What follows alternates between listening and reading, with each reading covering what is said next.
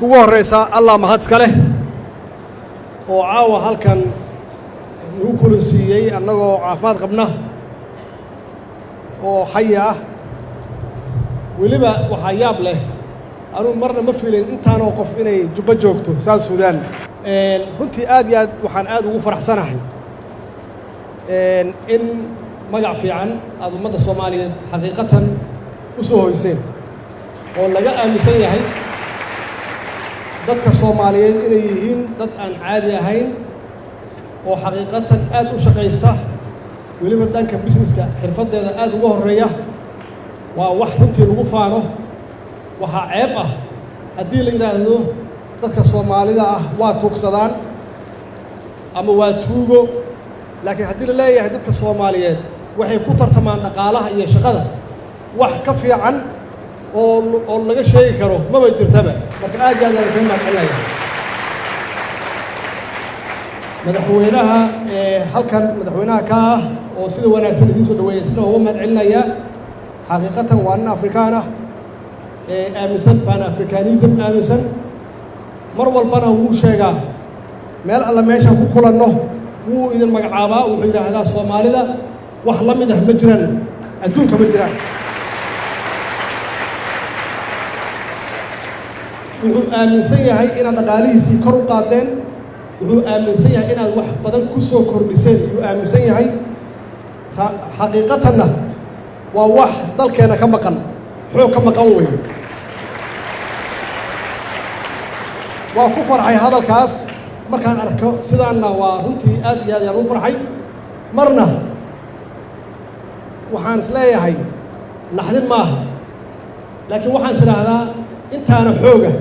iyo intaana xoolo ah waxay ku fiicnaan lahayd Soomaaliya iyo ku fiicnaan lahayd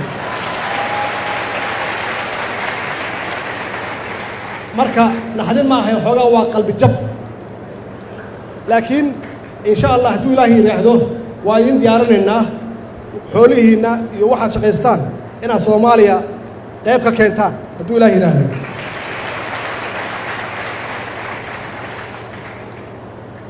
waxaan rabaa inaan wax yar idinkaga taabto xaaladda dalka meesha uu marayo intaan xaaladda gudaha u gelin waxaan jeclaan lahaa inaan idiin sheego Soomaaliya markii arte lagu soo doortay dowladdii ugu horreysay ku meel gaarka ahayd waxaa laga joogaa 18 sano ayaa laga joogaa 18 sano weli dowladdeeni ma hana qaadin sababa jira awgood xaqiiqatanna haddii 18 kale ama in ka badan ay raacdo waxaan isleeyahay idinka iyo qof walba meesha u joogo yuu ka mid noqon oo dalkii waxaa laga yaabi karaa inaan dib loogu soo noqon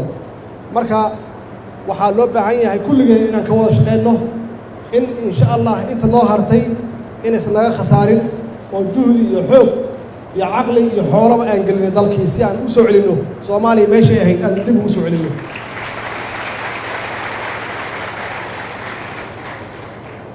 waxaan rabaa inaan idiin sheego sababta meeshaan Soomaaliya gaarsiiyey oo ay u hana qaadi weyday yaan rabaa inaan idiin sheego dadka dowladda soo gala ama siyaasadda soo gala waa laba qaybood adduunka meel kasta ay joogaan weliba annagu aan ugu darannahay oo dalkeenu uu burbur oo macnaha burbur dheer uu soo maray laba dad yaa soo gala siyaasadda iyo dowladnimada khaasatan doorashooyinka laga bilaabo xildhibaan ilaa meesha ugu sarreysa oo madaxweynaha ah adduunka oo dhan waxay ka siman yihiin labada fakar waa laba fakar oo iska soo horjeeda weyn fakar wuxuu yahay qofka soo galaya siyaasadda wuxuu u soo galayaa dan shakhsi ah iyo inuu wax ka qabsado marka horeba waxaa ku qafilan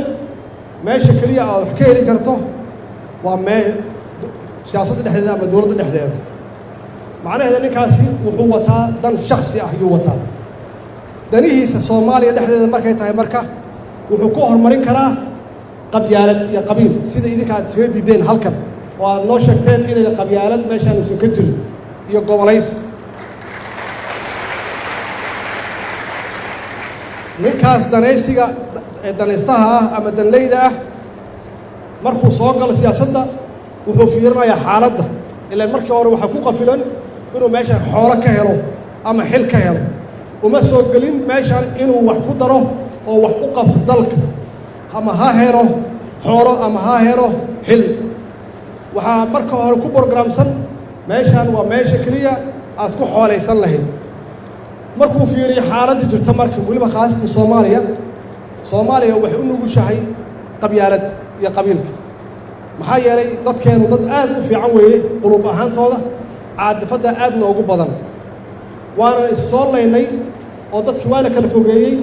waa la kala irdhoobay dhibaatooyin badanaa dadka kala gaaray marka qofku sensitive wuxuu u yahay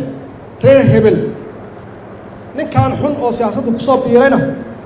waa meesha uu rabo inuu ka kallumaysto meeshaas way meesha uu dhibaatada ka abuuraya marka uu leeyahay annagoo reer hebel yaana necab horta aan isdifaacno aan iska celino markaas wuxuu samaystay garab uu ku galo systemka markuu qofkaasi qabyaaladii isticmaalo hadda xaqiiqatan qabiil iyo qaranna ma wada shaqayn karaan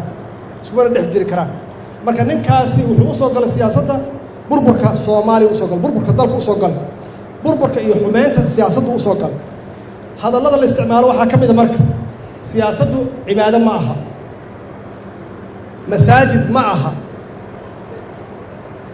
siyaasaddu masaajid ma aha haddaa maqashaan waa waxa la kala goosto waxa la khiyaamo been ha la sheego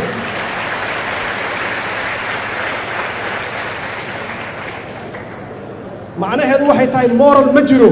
hadduu ku yidhi anugu masaajid qofka kuma jiro bannaankan ka joogaa macnaheedu wuxuu ku jiraa xero bahal ku jiraa marka dan guud ma laha dan caama ma laha dan laga shaqayn maayo carruur soomaali mustaqbalka la fiirin maayo kuwa uu matalo ama kuwa xilka uu hayo ma fiirinayo waxaa u cad siduu wax ku heli lahaa markaasi haddii aad diiddo oo waxa uu wado aad ka hor timaaddo wuxuu rabaa qabiilka inuu noqdo uu yidhaahdo meeshaan waa ku qadnay ha la ogaado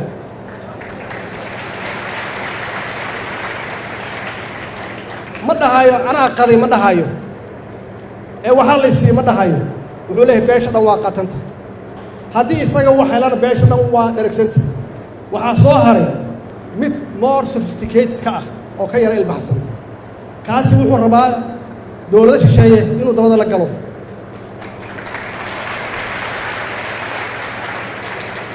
wuxuu hadalkaaga bilaabayaa dowlad heblaaya ay wadataa macnaha jaajuusaan ahay waa hal i ogaado laakiin waayahan dam jaajuuska ceebka ma aha dalka ceebka ma aha macnaha waxay ku muujinaysaa sidaan u qabjabnay oo dadkeena qaar damiirkooda u xumaaday oo loo dulloobay ayay ku tusaysaa marka wuxuu mar walba raadinayaa inuu kaa dabagalo ama gadaal ka fadhiisto ama u jaajuuso ama la hadlo ama ka raadiyo sympathy ka raadiyo dad dowlado shisheeye ka socda ama dowlado shisheeyaba waxyaabaha dalka uu isu qabsan waayey fakarkaas siyaasadeed yaa yaalla meesha fakar kalaa jira marka oo laga adkaaday muddo dheer laga adkaaday laakiin aan rajeynayno inaan soo noolayno hadda waa fakarka ah qabka soomaaliyed in la soo celiyo sharafka soomaaliyed in la soo celiyo karaamada soomaaliyed in la soo celiyo waa og tihiin awoowayaasheen waxaa laga hadlayaa 150 sano ka hor dadkii ajnabiga ahaa soomaaliya imaan jiray waxay ku sifeeyeen soomaaliya iyo soomaalida markay afrikaanka iyo meelo badan ay arkeen dad mucjiso ah ayay ku sifeeyeen nin waxaa jira marka xildhibaan ahaa member of parliament ka ahaa ingiriiska oo 1835 soomaaliya magaalo kasta tegey oo dadka dhaqankoodii soo taabtay oo si fiican Soomaali u bartay wadamo badan Afrikaana tagay wuxuu yiri dad waxaan soo arkay isla weyn oo qab weyn leh waxaan soo arkay yiri dad aan tuuga ahayn wuxuu yiri dad waxaan soo arkay isla qab weyn dadkaana lagama adkaan karo ilaa laga soo galo dadkooda dhaqanka ilaa laga soo galo dadkooda wax garadka in laga soo galo waxayna qaadanaysaa muddo dheer dadkan in jilbaha dhulka loo dhigo oo ay jabaan oo ay qab jabaan marka dad baa waxay moodaan 30 sano oo aan jabnay inaan qab jabnay laakiin lama qab jabin anaa idiin sheegaayo Soomaali ma qab jabin dhibkiina gaaray iyo burburkiina gaaray iyo islaantii iyo xarbu ahalkii aan marnay iyo qixii iyo qaxootigii iyo meelaha aan adduunka ka dhacnay yaa dad waxay u fasirteen inaan liidano oo ducuufo noqonnay oo aan qab lahayn oo masaakiin ah laakiin saas ma ah duruuftaana haysa waa temporary waa waqti kooban weyn ma aha dhibka ilaahay uma abuurin wax abadan ah ma aha wax joogto ah ma aha waa waqti kooban waana ka bixinaa waxaa loo baahan yahay laakiin adeeg iyo isku tashi iyo in la isgarab istaago iyo waxaa la rabaa ilaahay in la tawakasho oo ilaahay loo noqdo oo haddii annaga aan wax iska hadlayna dhexdeenna inaan annaga iscafino ilaahayna cafis weydiisano marka waxa weeye xooggaas ama fakarkaas waa fakarka hadda aan rabno inaan dhisno oo aan ka shaqeyno oo aan xoojino مثلا waxaan rabaa inaan idiin sheego burburkii badnaa ugu dhacay dad baa waxay u haystaan in dowladdan ama dowladihii ka horreeyey loo doortay inay wax maamulaan macnaheedu waxay tahay waxaa la rabaa xaaladdaa ku jirto inaad cabirto oo analyze garayso aad miisaanto maamul wuxuu yimaadaa markii aad u timaado wax dhisan oo nidaamsan hadday tahay institutionskii hadday tahay dadkii maxaan ku raahdaa aqoontii shaqaalaha oo dhisan ciidankii oo dhisan dadkii shacabka ahaa oo niyaddoodii fiican tahay oo dhisan oo wadaniyadoodii ay fiican tahay oo canshuurtii dhiibaya annaga meeshaas ma joogna hadda marka maamul maxaad u sheegaysaa marka haddiiba systemkii uusan kuu dhisnayn maxaad maamulaysaa haddii aan la dhiibaynin dhaqaalihii ama canshuuraadkii aan la dhiibaynin maxaad maamulaysaa waxaa ka horreeya marka dadka rajadooda in la soo celiyo waxaa ka horreeya dadka in loo sheego inay nool yihiin waxaa ka horreeya dadka in loo sheego inay iskaashadaan oo isku tashadaan dadka in loo sheego maalmihii fiicnaa inay dhiman yihiin waxaan inay tahay wax muddo yar ah oo laga gudbaayo dadka niyaddoodii in la dhiso oo loo diyaariyo inay shaqeeyaan si wax loo dhiso marka ugu horraysa waa meesha hadda aan ka bilownay oo la yidhahdo isxilqaan oo qof walba oo Soomaaliyeed aan farayno aan leenahay ka qaybgal dib u dhiska dib u xoreynta iyo dib u soo celinta dhaqaalaha dalkaaga qayb ka qaada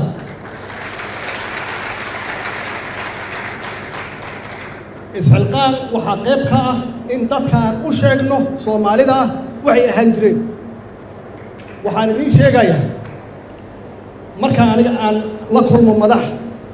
waxay ka hadlaan Soomaali siday ahaan jirtay xaqiiqatan waxay siisaa niyadda ay dhistaa meeshaan Afrika kaga jirnay meesha aan caalamka kaga jirnay Soomaalidu siday ahayd sidii Afrikaanka ay Soomaali u imaan jireen ee wax uga baran jireen sidii aan u caawin jirnay Afrikada si loo xoreeyo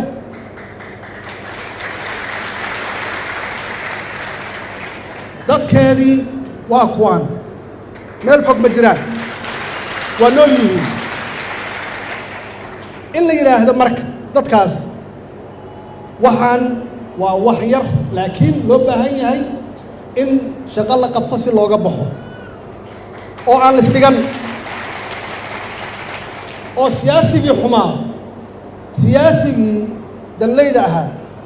uu muddo dheer u sheegayay dadka Soomaaliyeed inay jabeen in beesha caalamka lagu tiirsanaado in macaawino la raadiyo in cid kaloo shisheeye ah la'aanteed Soomaaliya aan la dhisi karin waxaas muddo dheer yaa la faafinaya waxaan rabnaa waxaas wax jira maaha waxay ahayd nin danleey ah oo ku oorkacsanaya maslaxadiisa shakhsiga maxaa yeelay isagii baa wuxuu yahay jaajuus wuxuu rabaa dadka u dhan inuu jaajus ka wada dhiga marka inaan soo celinaan nidhaahno ninkaas wuu khaldanaa si xun wax u raadiy marka waa inay timaado balansigii marka inaan helno dadkii fiicnaa inay systemka soo galaan si ay u balance gareeyaan dadkii muddada dheer systemka ku jiray oo sida khaldan u fakaraay dadka sida khaldan u fakaraay iyaga naftooda inaan u sheegno aan nidhaahno ka toobad keena wixii hore way xumaayeen 18 sano waxaan ku jirnay dowlad ku meel gaaray dowlad rasmi ah ilaa hadda waa istaagi la'ana maxaa yeelay wixii aad ka shaqaynayseen ma shaqaynin saas darteed waa inaan jidkii bedelno jidkaas jid xun buu ahaa waa ku istaagi weynay sharafkeennii iyo karaamadeenni waa ku soo noqon waayey dhaqaalaheennii iyo ciidamadeennii iyo shaqaalihii dowladda macnaha meeshii laga rabay waa joogi waayey marka hadda walaalow intaasaan ku daba soconnay bal markaana sii oo meel fadhiiso oo indhahaaga wax ka arag indhahaaga wax ka fiirso oo intaas waa lagu daba socday bal markaan daba soco dadka adiga macnaheedu waxay tahay marka waa inay timaado dadkii fakarkaas lahaa inay systemka soo galaan waana ka shaqaynaynaa inay soo galaan systemka dadkaas noocaas hadduu ilaah yidhaahdo dadkaas wanaagsan markay yimaadaan oo maxaan idhaahdaa ammaanada ummadda wixii laga aruuriyo u ilaalinayo oo cadaalad ka shaqaynaya oo eexda iyo qaraabakiilka iyo qabyaaladda ka fogaanaya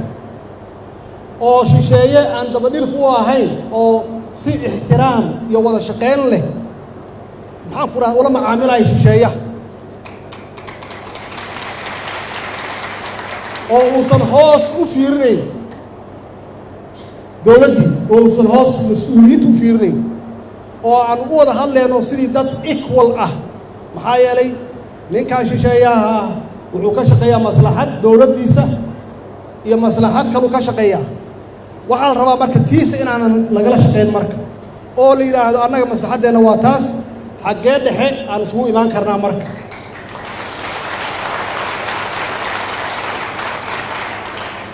si loo kala faa'iidaysto dowladnimadu ma aha saldanadu ma aha xilku ma aha in lisdhiibo ma aha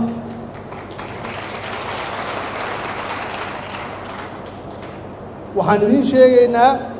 soomaaliya waa dhaqaaqday dalkiina horu u socdaa idinkana waxaa la ii sheegay inaad tihiin dadka halkan wada fadhiya kulligood dad milyaneeris ah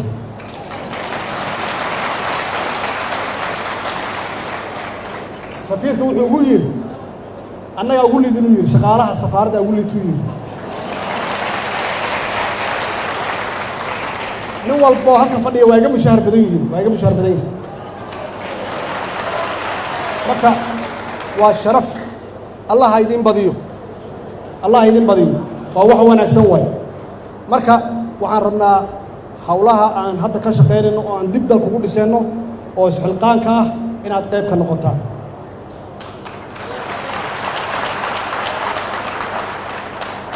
muddo yar ayaan rabnaa dalka inaan dib ugu soo celinno siduu ahaan jiray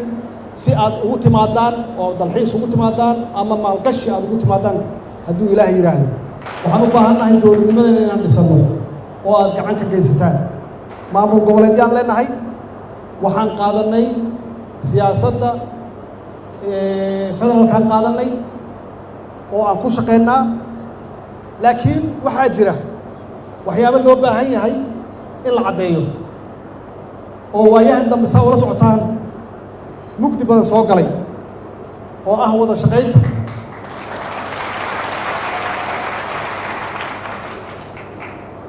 saan idiin sheegnay annaga waxaan nahay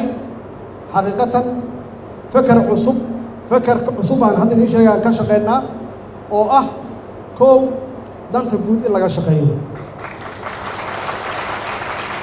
danta guud waa dastuurka in la ilaaliyo dastuurka macnihiisu wuxuu yahay bacdama aan nahay dowlad federaal ah dowladda federaalka ah waxay leedahay door waxqabad shaqay leedahay oo dastuurku uu caddeynayo maamul goboleedyaduna waxay leeyihiin shaqo degmooyinka ka hooseeyan iyagana shaqooyin ay leeyihiin shaqooyinkaasna wax isku khaldamaya ma aha xitaa haddii qofka dallayda siyaasadeed uu rabo inuu isku khaldo waxaa la rabaa majority-ga dadka in ay qabtaan oo yidhaahdaan waxaan waa dastuur laakiin caqliga suubanna wuxuu sheegayaa in la helo dowlad dhexe oo xoog leh waana federaalka saasa federaalku wuxuu yahay waa dowladda dhexaa xoog leh xoogna waxay ku leedahay waxaa hoos taga oo ay maamushaa arrimaha ciidanka qalabka sida iyo difaaca dalka waxay maamushaa siyaasadda dhaqaalaha waxay maamushaa siyaasadda arrimaha dibadda waxay maamushaa siyaasadda immigrationka iyo xuduudada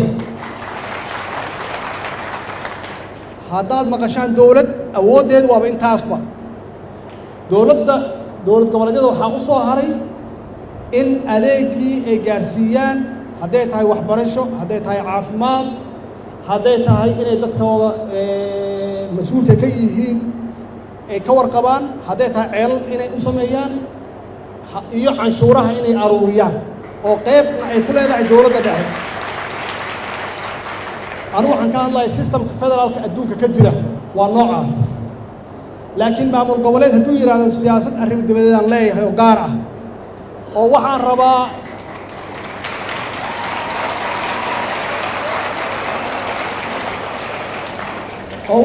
socodka inaan badiyo oo meelo badan tagtago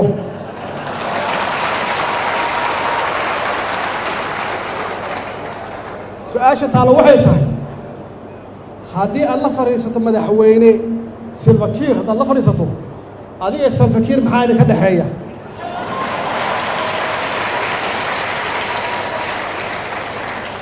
maxaa kala seexan kartaan ilaa adigu dowlad goboleeda tahay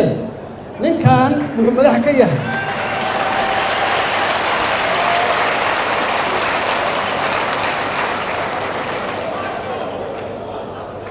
marka haddii aad soo raadsato Salva Kiir iyo madaxweynayaasha gobolka nala degan haddaad soo raadsato ama ra-iisul wasaarayaasha aad soo raadsato macnaheedu waxay tahay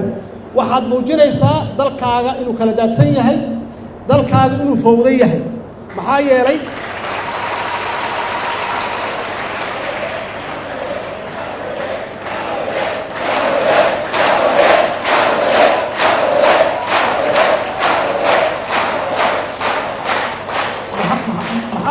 maamul goboleedkooda aniga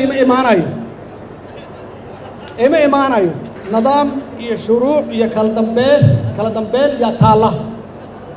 marka macnaheedu waxay tahay arrimo dabadeed ma yeelan karo dowlad goboleed ma yeelan karo dastuurkana waa qoraya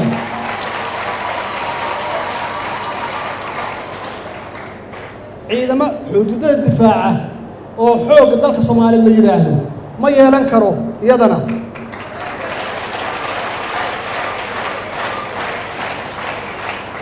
marka haddii la yidhaahdo ciidamada la aruurinaya yaa lagula dagaalaya ciidamadaas waxaan weeye arrimaha dhaqaalahana waa sidaas dowladda dhexaa iska leh monetary systemka dhaqaalaha iyo daabacaadda lacagaha iyo inflation controlkeeda in la control inflationka iyo hay'adda xafidaadda dhaqaalaha lacagaha dowladda dhexaa iska leh immigration iskana waana saas oo kale iyada naftigeeda meelaha laga soo galay dalka waxa weeye waa meel dowladda dhexe ay gacanta ku hayso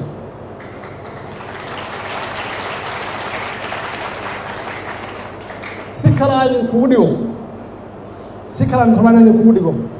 haddii marka dowlad goboleedku uu yidhaahdo intaas anaa iska leh federaal maaha waxaan ka shaqaynayne waa confederal one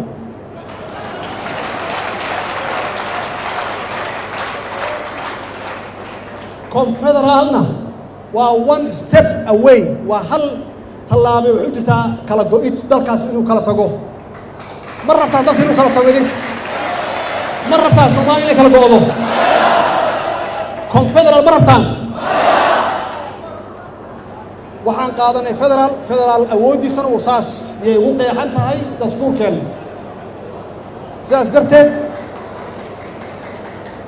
sidaas darteed waxa la isku haysto waa intaas wax kale maaha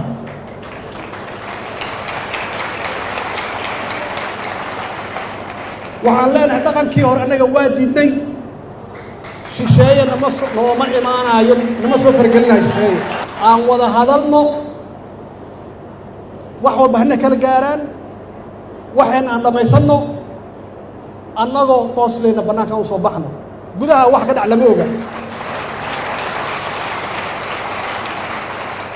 ceebteena ha laga ilaaliyo shisheeye maxaa yeelay shisheeyuhu waxa weeye waa kugu qoslayaane kuguma caawinayaan dhibkaaga waa nagu qoslayaan waxay naga dhigayaan waa nagu maadsanayaan markay kaa tagaanna waa kaa sheekaysanaya waxay leeyihin waxaan xoolaha ah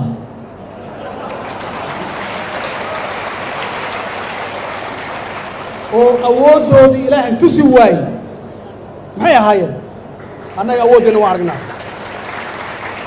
awooddeennu waa idinka way awooddeennu waa shacabka soomaaliyed awooddeennu waa dhab diyaarado ma lihin maraakiibna ma lihin laakiin wixii maraakiibta samayn lahaa waa idinkaan idin haysanaa annaga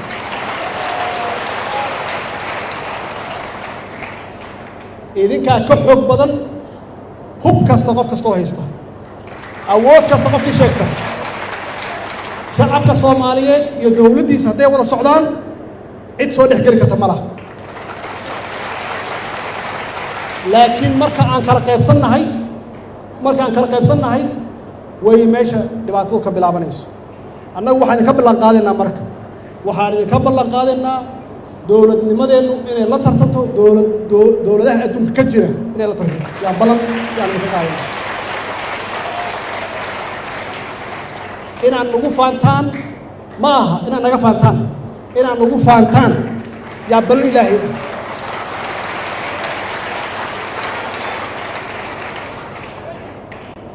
wax yar yay qaadanaysaa marka iyo adkaysi iyo shaqo yay qaadanaysaa haddaad dowladdiina garab taagan tihiin oo hiil iyo hooba u tihiin oo aad gacan buuxdo aad siinaysaan dowladnimada soomaaliya waa dhaqaaqday in sha allah waxaan soo hoynaynaa guul la taaban karo oo ummadda soomaalida oo meel kasta ay joogaan ay ku faanaan hadduu ilaahay yidhaahdo marka walaalayaal labadaas feker weeye waxa is haya dad maaha waxa is haya waa laba feker raba danaysi qabyaalad shisheeye musuq maasuq feker kaas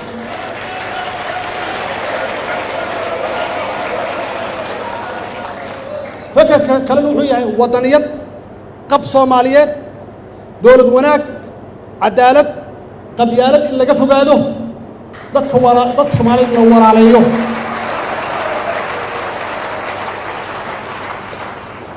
oo dadka naga dambeeya aan uga tagno system wanaagsan oo ay naga dhaxlaan oo aysan naga dhaxlin burbur aysan naga dhaxlin waxa ugu yar haddaan soo celino qabkii Soomaaliyeed iyo dareenkii Soomaalinimo iyo waddaniyadii annagu shaqadeena waa gudan